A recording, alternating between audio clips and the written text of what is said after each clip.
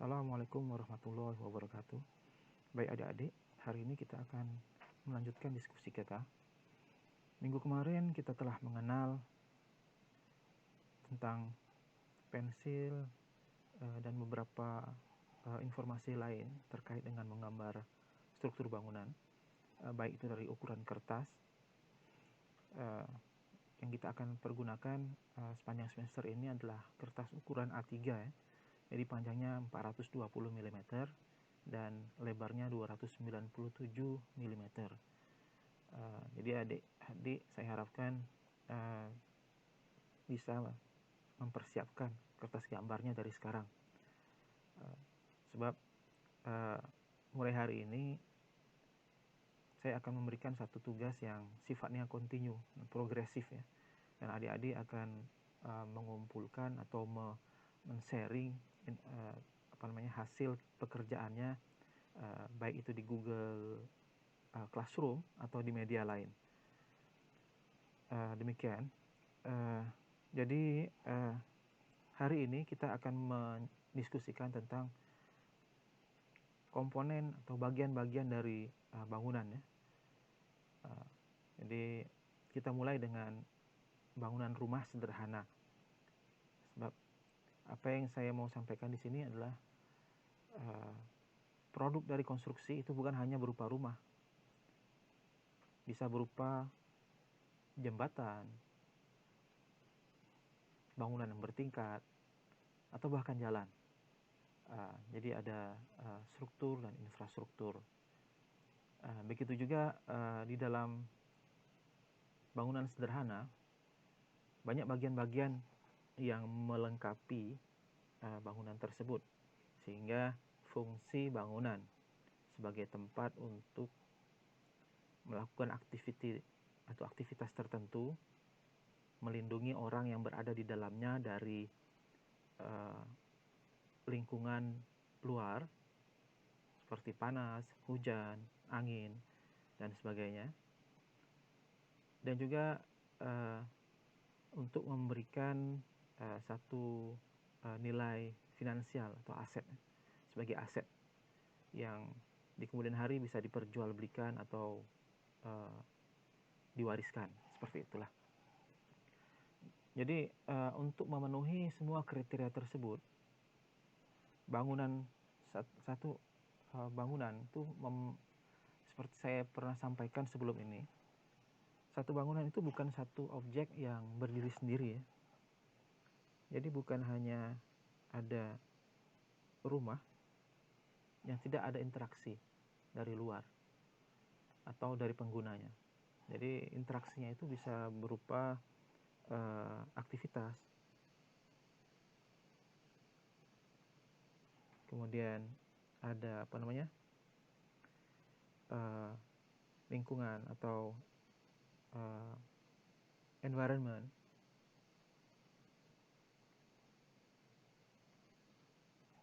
Lingkungan ini bisa saja terkait dengan lokasi ya. Ini akan berbeda. Lokasi di tepi pantai, contoh ya, pantai, atau di pegunungan, perbukitan atau pergunungan.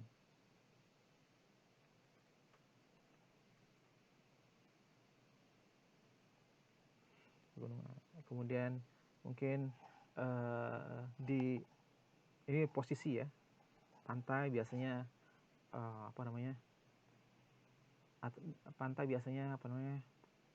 ketinggian dari permukaan laut itu 5 meter ke bawah.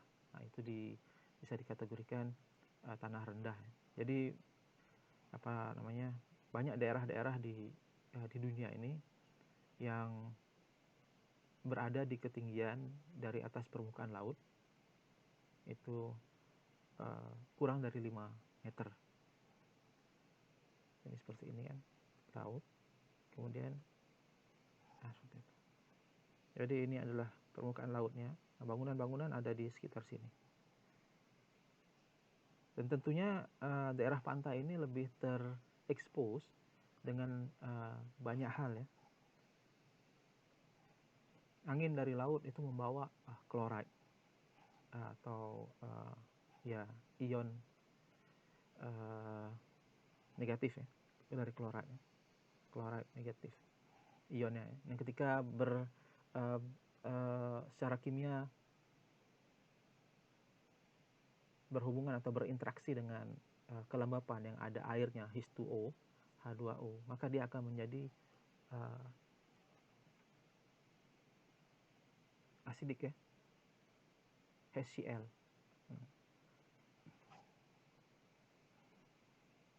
Karena ada tambah H2O, maka dia akan berubah menjadi satu komponen yang sangat korosif.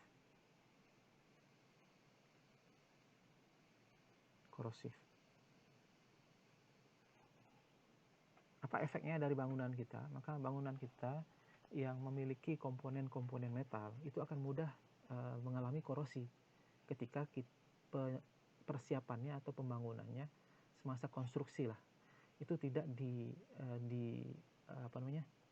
diperhatikan detailnya atau spesifikasi. Misalnya harus dicat, tidak boleh tidak dicat komponen metalnya. Seperti itu. Ini contoh pantai ya. Kemudian perbukitan, pegunungan. Di perbukitan atau di pegunungan, katakanlah seperti itu, bangunan kita berada di atas bukit. Seperti ini. Walaupun ada syarat jarak dari bangunan ke bukit atau dari bangunan ke kaki bukit, ini ada jarak standarnya. Kalau di Malaysia itu minimum 15 meter. Ini untuk mencegah apa? Ini maksudnya adalah untuk mencegah terjadinya keadaan terjadinya longsor ya. Jadi ada kemungkinan bagian atas ini akan longsor seperti itu, atau bagian sini akan longsor seperti itu. Jadi ketika terjadi longsor dan posisi bangunan memadai, maka bangunan tersebut tidak akan terdampak. Nah, ini kemungkinan ini harus ada dihitung nih kekuatannya, factor of safety-nya. FOS-nya harus lebih dari 1,5. Kalau kurang dari 1,5, maka tebing tersebut itu akan mudah mengalami failure, seperti itu.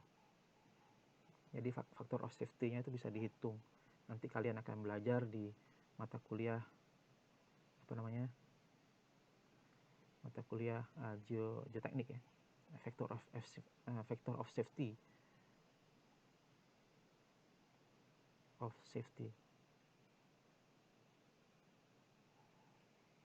Ini harus di atas 1,5. Seperti itu. Ketika kurang dari 1,5, apa yang harus dilakukan? Nah, ada konstruksi tambahan yang harus dilakukan. Misalnya dinding penahan tanah, atau yang paling baik tidak membangun bangunan di lokasi tersebut. Itu yang terbaik. Ini juga akan ada kemungkinan dapat mengalami kegagalan atau runtuh atau longsor ya. Dan ketika berada di arah perbukitan atau pegunungan, itu faktor lain itu mungkin kadar humidity-nya, RH, relative humidity itu bisa lebih dari 80%. Lebih dari 80% sepanjang hari, sepanjang tahun. Apa maksudnya di sini? Udaranya itu mengandung kadar air yang tinggi, 80%. Dan memang di Indonesia kadar humidity-nya itu di atas 85%. Akan tapi sebelum jam 9 pagi. Jadi pengukuran atau mengukur kadar kelembapan di udara atau relative humidity RH itu diukur atau dimonitor sebelum jam 8 pagi atau jam 9 pagi. Nah, setelah itu matahari sudah naik, sudah hilang kelembapan itu. Akan tetapi di daerah pegunungan itu RH atau relative humidity ini akan bertahan lama. Nah, apa yang terjadi? Nah, maka di permukaan bangunan ini akan selalu lembab, basah. Dan ketika ada material atau ada zat kimia lain yang berada di udara, maka ini akan deposited, dia akan melekat. Sebab apa? Satu bangunan itu, ini misalnya pabrik ya, pabrik, dia menghasilkan asap, dan asap ini akan terbawa angin dan terkondensasi, kemudian turun hujan, seperti itu. Nah, bangunan kita ada di tempat lain yang jaraknya jauh, berpuluh kilometer atau beberapa kilometer. Ini akan menempel di atas permukaan material bangunan. Dan ketika relative humidity-nya ini selalu di atas 80%, maka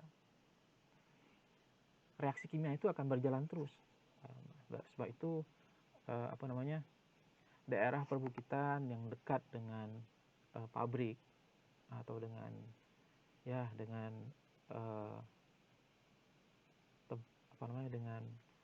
dengan titik di mana polusi itu terjadi atau dikeluarkan, itu akan mudah mengalami kerusakan. Seperti itu. Apabila tidak di sewaktu konstruksi dibuat, itu tidak diperhatikan detailnya. Perbukitan, pegunungan, kemudian ini lokasi, ini baru kita cerita tentang lokasi. Dan mungkin sini ada industri, daerah industri. Di daerah industri. Ya, tentu sama seperti yang tadi kan. Di daerah industri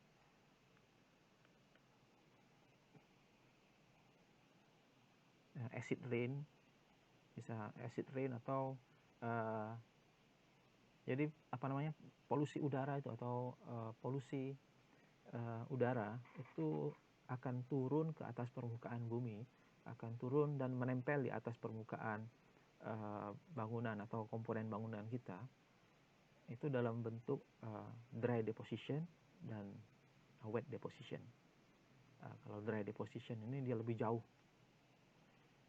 bisa dua ya. Dry deposition ini deposition atau wet deposition.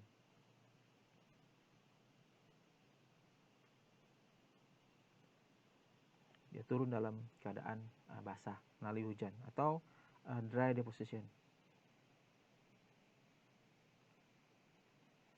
Dia terbang lebih jauh, dibawa oleh angin, dan kemudian turun ke atas permukaan bumi. Seperti itu.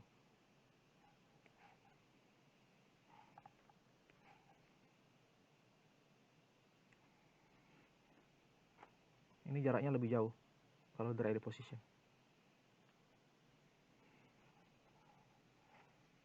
Nah, industri ini menghasilkan banyak zat kimia ya, pencemaran udara. Kalau di laut, di tepi pantai, chloride utamanya, yang paling utama. Kalau industri, sebab dia ada kendaraan yang menghasilkan karbon monoksida atau karbon dioksida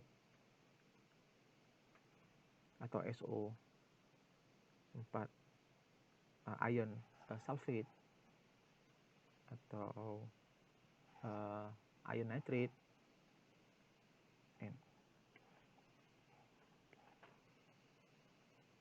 seperti itu. Ini ketika dia bercampur dengan air, dia akan menjadi satu zat kimia yang sifatnya korosif. Korosif itu artinya dia menjadi asidik, asam ya, yang menyebabkan karat, kerusakan. Kalau karbon monoksida, kalau karbon dioksida itu menyebabkan efeknya adalah efeknya carbonation.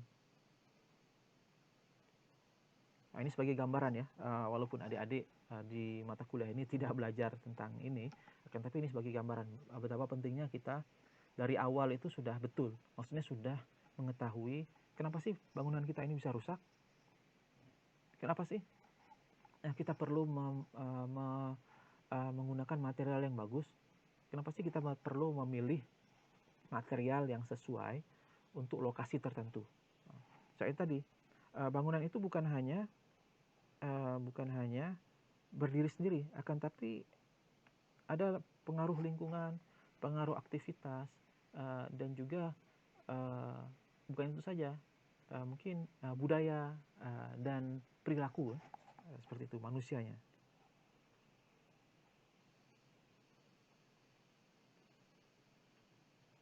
Manusia di sini ada perilaku, budaya, dan sosial, gitu. Perilaku seperti mager, malas gerak, tidak disiplin. Ini perilaku yang kita perlu sedikit-sedikit hilangkan dari diri kita. Sehingga apa? Supaya kita menjadi bangsa yang besar. Kita ini sudah merdeka 75 tahun, akan tapi masih seperti ini juga. Jangan kita menyalahkan siapa-siapa, tapi kita lihat diri kita. Sudah sebaik mana atau perilaku diri kita ini, perilaku yang baik ini akan membuat negara itu kuat, bukan hanya diri kita sendiri, bahkan secara sosial, perilaku sosial, bukan perilaku secara individu ya. Budaya ini juga mempengaruhi sosial kemasyarakatan juga. Jadi seperti itu, bangunan itu tidak hanya berdiri sendiri ya, tapi banyak sekali yang mempengaruhi, dan juga ada banyak requirements-nya atau peraturan yang harus diikuti, regulation dan requirements.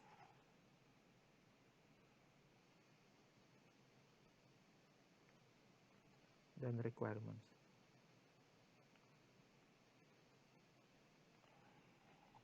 Regulation ini ya kalau di Padang,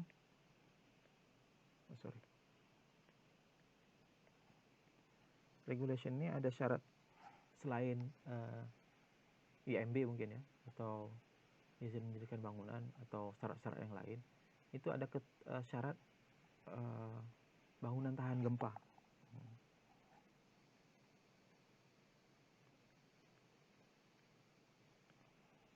Kalau requirements ini apa sih yang kita mau ada di bangunan itu?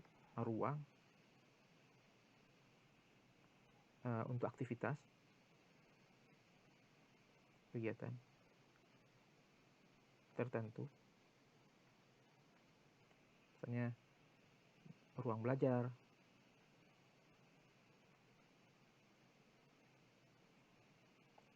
ruang makan,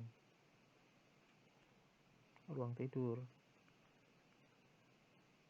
dan sebagainya.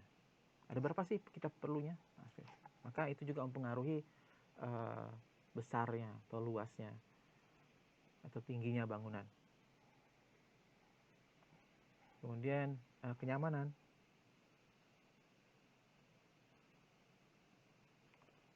Ya, kenyamanan. Atau requirements yang lainnya berupa ya, tujuan bangunan itu dibuat untuk apa? Untuk melindungi orang yang berada di dalamnya dari lingkungan luar, keadaan di luar. Jadi kalau di luar panas, kita masuk rumah tidak panas. Atau di luar dingin, masuk rumah tidak kedinginan. Di luar hujan, masuk rumah tidak kebanjiran, tidak kehujanan. Gitu. Jadi ada requirements, kenyamanan tadi kan, kenyamanan dan keselamatan.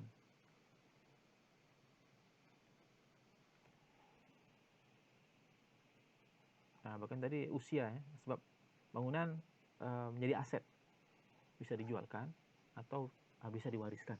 Kita tidak mau ketika bangunan itu diwariskan rusak di tangan ahli waris kita, atau usianya yang seharusnya bisa 60 tahun, 70 tahun atau lebih dari itu, tapi baru 5 tahun sudah kropos atau rusak di mana-mana. Begitu. Oke, jadi itu pendahuluan. Bisa dilihat di sini ada banyak. Bangunan itu terdiri dari banyak komponen ya.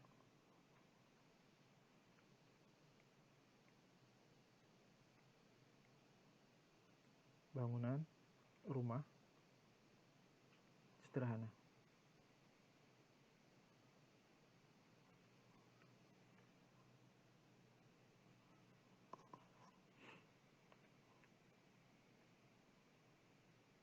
Itu komponen utamanya.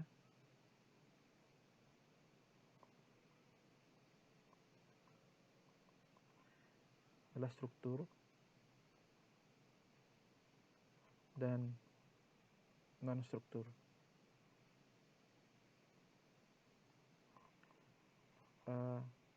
Komponen struktur itu apa saja? Balok. Ini biasanya horizontal ya.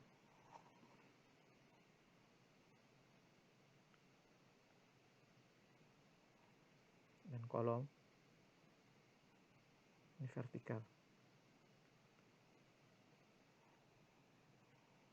Kemudian lantai dan fondasi. Fondasi.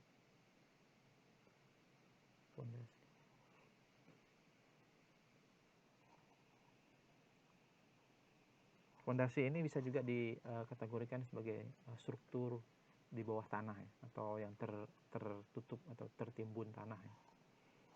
Kemudian non-struktur. Non-struktur apa aja? Ya, satu lagi untuk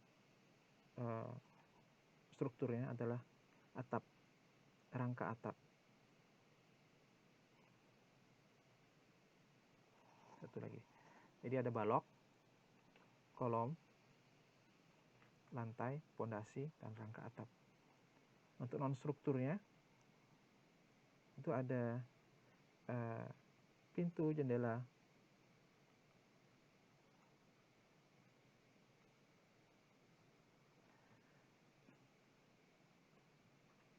apalagi pintu, jendela yang non-struktur, dinding.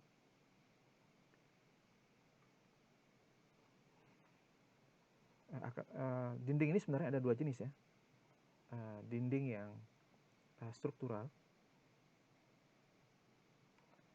dan dinding yang sifatnya sebagai pemisah saja atau pemisah ruang.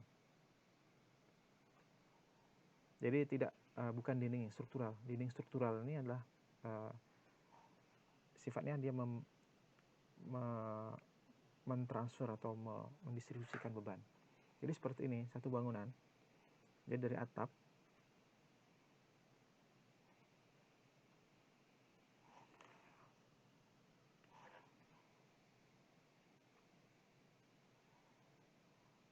atau ada seperti ini lagi ya. Kemudian dinding atau kolomnya.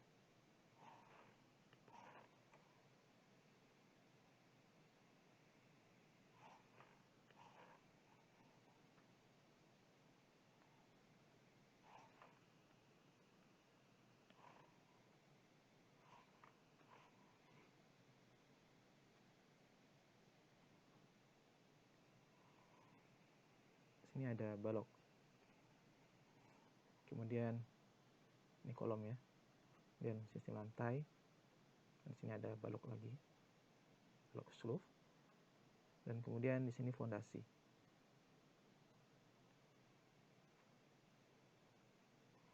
Seperti itu.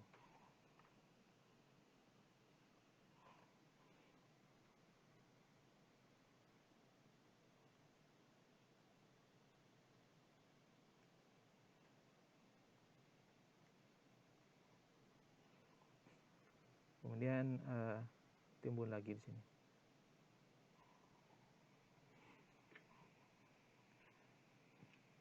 Jadi fungsi struktural ini, dia mentransfer beban. Jadi beban, kalau beban dari atap ya, itu akan didistribusikan pertama ke kolom atau ke balok di sini, balok keliling. Dan kemudian ke kolom, dan lalu ke fondasi, yang ditahan oleh fondasi. Seperti itu. Jadi inilah fungsi dari struktur. Jadi dia mendistribusikan beban dari atas ke bawah. Ya. Jadi ada balok, ada kolom. Jadi mana yang balok, mana yang kolom. Ini rangka atap. Sini adalah balok.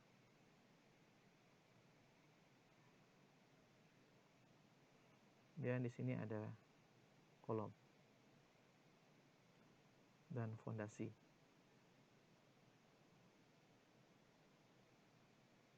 Ya. Lantai di sini bisa menjadi struktur bagian dari struktur ketika bangunan ini lebih dari satu tingkat ya. Maksudnya ada pembesian di dalamnya.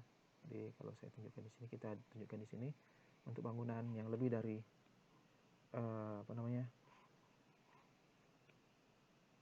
lebih dari satu tingkat.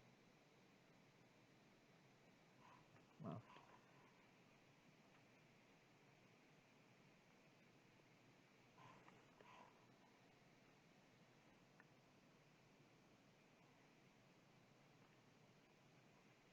Itu, sorry. Jadi ada baloknya. Ini lantainya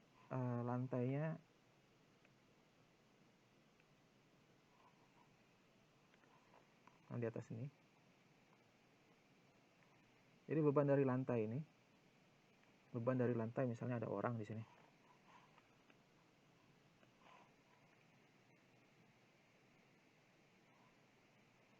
Ada barang.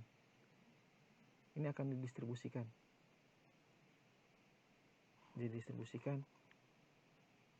Dari lantai ke balok, kemudian ke kolom. Gitu juga di sini. Dan ditahan oleh tanah. Ya. Ini lantainya di sini struktural.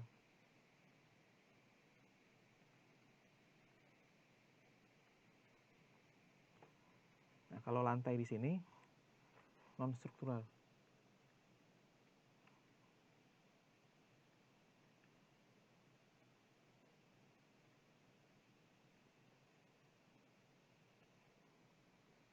Ya. Begitu juga dinding. Dinding itu bisa menjadi struktural atau menjadi pemisah saja. Jadi misalnya ini bangunan layout ya, tampak atas.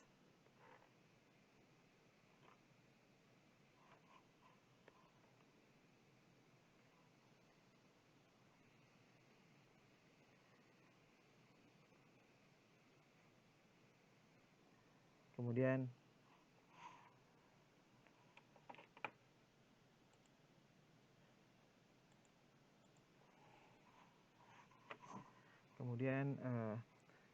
ini dindingnya.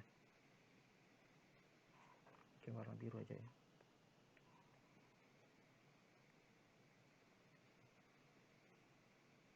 Dinding. Ini adalah kolom. Ini tanpa atas.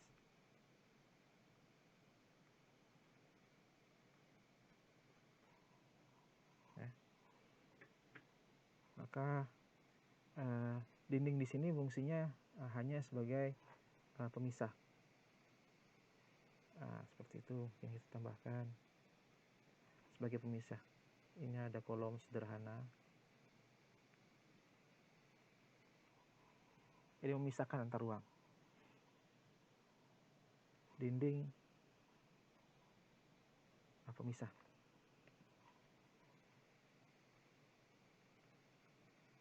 Jadi non struktural ya.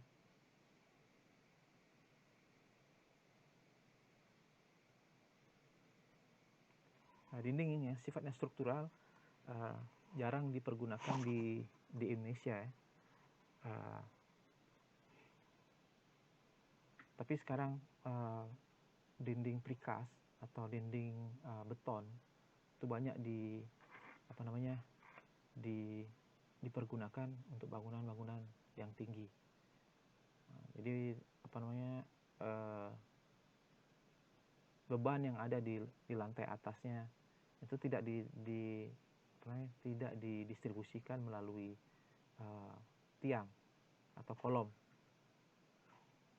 akan tetapi didistribusikan melalui dinding. Jadi bedanya seperti ini. Misalnya ini kolom ya. Ini balok ring ya. Ini untuk rumah sederhana ya. Kemudian ini fondasi. Ini ada balok slope.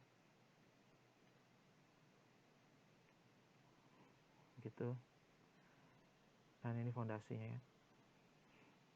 Ini jadi beban di atas ini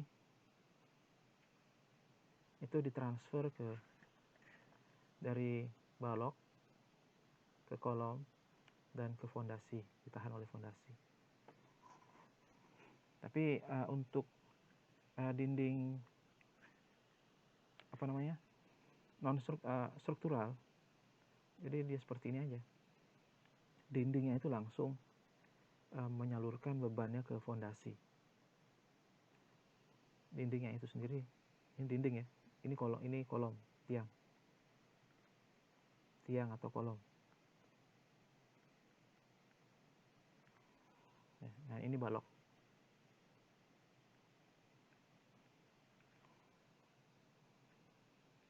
Ini dinding.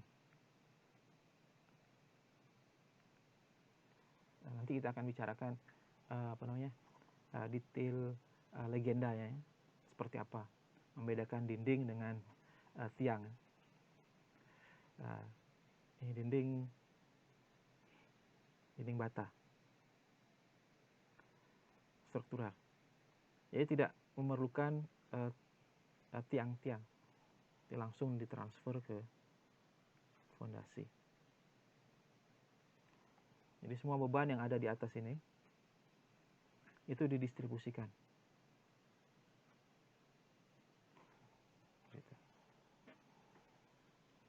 Jadi harus lebih kuat. Mungkin kalau pasangan batanya itu setengah bata, untuk dinding yang mendistribusikan beban itu pasangan bata 1, bukan setengah. Kalau setengah, kalau dari atas seperti ini kan susunannya.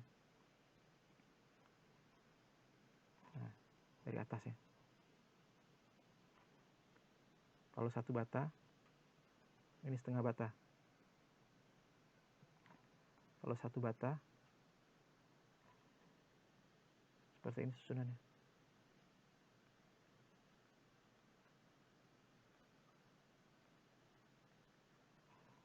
Atau ya 1 bata, seperti itu. Ini setengah bata. Ya. Oke adik-adik, mungkin itu dulu untuk hari ini. Nanti kita akan lanjutkan berikutnya. Saya akan buat video yang pendek-pendek supaya tidak terlalu besar kuotanya. Demikianlah, terima kasih atas kehadirannya. Assalamualaikum warahmatullahi wabarakatuh. Terima kasih.